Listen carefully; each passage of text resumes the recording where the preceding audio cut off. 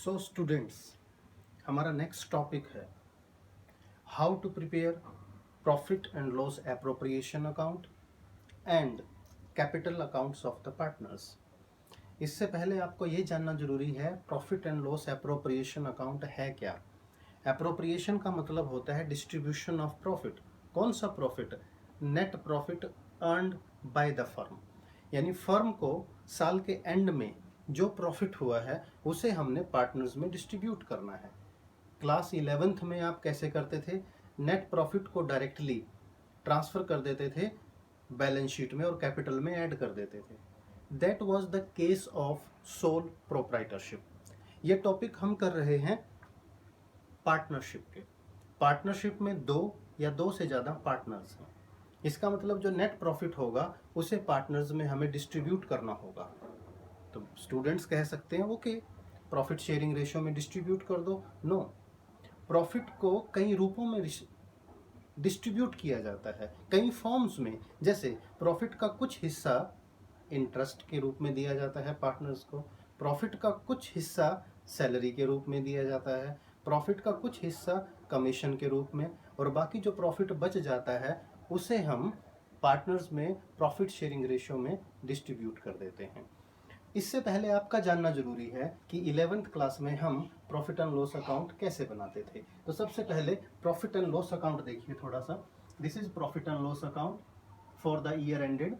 Profit and loss account के credit में हम लेते थे gross profit, other income like discount received, interest received if any. तो ये क्रेडिट साइड का टोटल हो गया, यानी इसमें हमारे पास टोटल प्रॉफिट आ जाता था gross profit plus other income. Debit side में देखिए indirect expenses, other expenses and losses. Credit side का टोटल करते थे। क्रेडिट साइड के टोटल में से अगर हम indirect expenses, other expenses and losses, depreciation वगैरह माइनस कर दें तो जो डिफरेंस बचता है वो हमारा नेट प्रॉफिट है। अब नेट प्रॉफिट का क्या करेंगे? नेट प्रॉफिट को प्रॉफिट एंड लॉस अकाउंट से हम ट्रांसफर करेंगे profit and loss appropriation account में। अब देखिए हमने लिखा क्या है, to net profit transferred to profit and loss appropriation account, यानी प्रॉफिट एंड लॉस अकाउंट से ये नेट प्रॉफिट ट्रांसफर हो जाएगा प्रॉफिट एंड लॉस एप्रोप्रिएशन के क्रेडिट साइड में। तो profit and loss appropriation account शुरू हो गया हमारा। ये किस टर्म से शुरू होता है, किस आइटम से? नेट प्रॉफिट से। हमने यहाँ लिखा by profit and loss account, net profit transferred. ये हमारा profit and loss appropriation account शुरू हो चुका है। प्रॉफिट एंड लॉस एप्रोप्रिएशन में क्रेडिट साइड में एक तो नेट प्रॉफिट आता है और दूसरे नंबर पे आता है इंटरेस्ट ऑन ड्रॉइंग्स। अब यहाँ स्टूडेंट्स याद रखें, 11th में जब आप प्रॉफिट एंड लॉस अकाउंट करते थे तो दो आइटम थी जो प्रॉफिट एंड लॉस अकाउंट में आ जाती थी। इंटरेस्ट ऑन ड्रॉइंग अगर कोई है तो प्रॉफिट एंड लॉस अकाउंट के क्रेडिट में, इंटरेस्ट ऑन कैपिटल अगर है तो प्रॉफिट एंड लॉस अकाउंट के डेबिट में। Interest on capital profit and loss account के डेबिट में पार्टनरशिप में नहीं आएगी। मैं रिपीट करता हूँ, पार्टनरशिप में interest on capital profit and loss account में नहीं आती नॉर्मल कंडीशंस में। क्यों? क्योंकि ये एप्रोप्रिएशन ऑफ प्रॉफिट है, ये कंपलसरी एक्सपेंस नहीं है। इसका मतलब ये हुआ इंटरेस्ट कैपिटल पर हम तभी देते हैं जब बिजनेस में प्रॉफिट हो, अगर प्रॉफिट ना हो तो हम इंटरेस्ट अलाउ नहीं करते। तो आइए प्रॉफिट एंड लॉस एप्रोप्रिएशन पे, क्रेडिट में net profit, interest on drawing. अब ये जो क्रेडिट साइड का टोटल हमारा आ जाएगा ये होगा total profit available for partners, कि पार्टनर्स के बीच में जो हमने डिस्ट्रीब्यूट करना है वो टोटल प्रॉफिट कितना है इसका टोटल आएगा क्रेडिट साइड पर। अब इसमें से हमने पार्टनर्स के बीच में प्रॉफिट को डिस्ट्रीब्यूट करना है। देखिए कैसे। सबसे पहले कैपिटल पर इंटरेस्ट देखिए, इंटरेस्ट ऑन कैपिटल। ए की कैपिटल पे जो इंटरेस्ट होगा यहाँ लिखेंगे, हम मेंशन कर देंगे। बी की कैपिटल का इंटरेस्ट लिखेंगे, दोनों का टोटल अमाउंट वाले कॉलम में आ जाएगा। यानी इस प्रॉफिट में से हमने एक हिस्सा दे दिया किस रूप में? इंटरेस्ट ऑन कैपिटल के रूप में। दूसरा टू सैलरी, अगर पार्टनरशिप डीड में मेंशन है कि पार्टनर्स को सैलरी देनी है तो वो सैलरी हम मेंशन करेंगे। हम एग्जांपल लेकर चल रहे हैं, पार्टनर ए और पार्टनर बी बिजनेस कर रहे हैं, तो ए और बी की जो सैलरी होगी उसे हम मेंशन कर देंगे। अब देखिए प्रॉफिट में से हम दो हिस्से दे चुके, एक हिस्सा इंटरेस्ट ऑन कैपिटल के नाम से, दूसरा सैलरी के नाम से। नंबर 3, पार्टनरशिप डीड में अगर मेंशन्ड है कि पार्टनर्स को कमीशन देना है तो हम उनको कमीशन दे देते हैं। तो यहाँ लिखा होगा टू कमीशन, ए को दिया जाने वाला कमीशन, बी को दिया जाने वाला कमीशन, और कमीशन का टोटल आ जाएगा यहाँ पर। अब देखिए हम प्रॉफिट में से 3 हिस्से कर चुके, interest on capital, salary, commission. अब अगर पार्टनर चाहें कि फ्यूचर के लिए इस प्रॉफिट में से कुछ हिस्सा बचा कर रखना है, रिटेन करना है, जिसे रिटेन्ड प्रॉफिट भी बोलते हैं और जिसे सिंपल भाषा में रिजर्व बोलते हैं, यानी इस प्रॉफिट का एक हिस्सा पार्टनर चाहते हैं कि उसे रिजर्व में रखा जाए, यानी उसे हम रिजर्व अकाउंट में ट्रांसफर कर देंगे टू रिजर्व अकाउंट।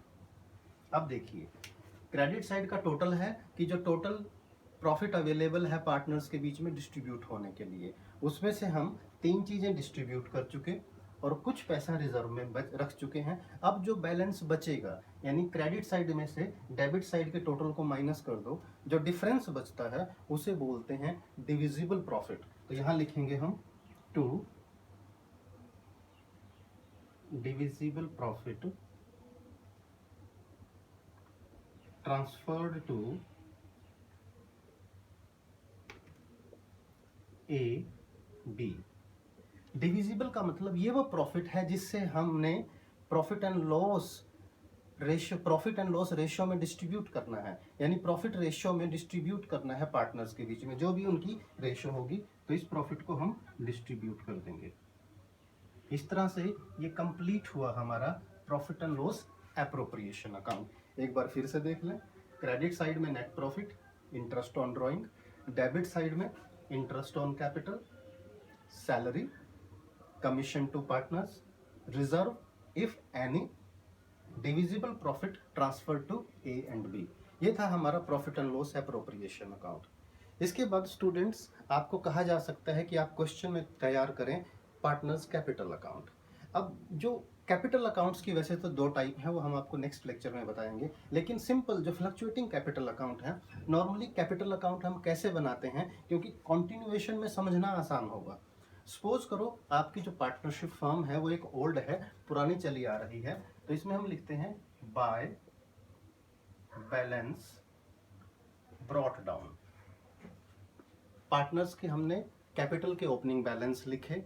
अब ये देखिए पार्टनर्स को प्रॉफिट में से 4 तरह के हिस्से मिले हैं, interest, salary, commission, divisible profit. इन चारों की वजह से कैपिटल प्लस होती है, कैपिटल क्रेडिट होती है। इन चारों आइटम को हम कैपिटल अकाउंट के क्रेडिट में ट्रांसफर करेंगे। तो यहाँ लिखा जाएगा bye interest on capital, next by salary, दोनों पार्टनर्स की सैलरी, नेक्स्ट बाय कमीशन, और फोर्थ आइटम है डिविजिबल प्रॉफिट। इसे भी ट्रांसफर करेंगे क्रेडिट में, इसे लिखते हैं by profit and loss appropriation account.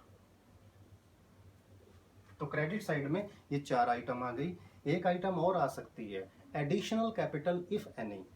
During the year अगर पार्टनर्स ने कुछ एक्स्ट्रा कैपिटल बिजनेस में इन्वेस्ट की है तो उसे लिखते हैं बाय कैश और बैंक। ये क्या हुई, additional capital.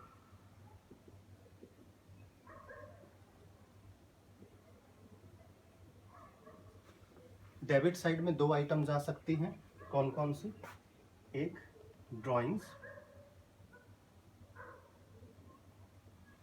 Second interest on drawings.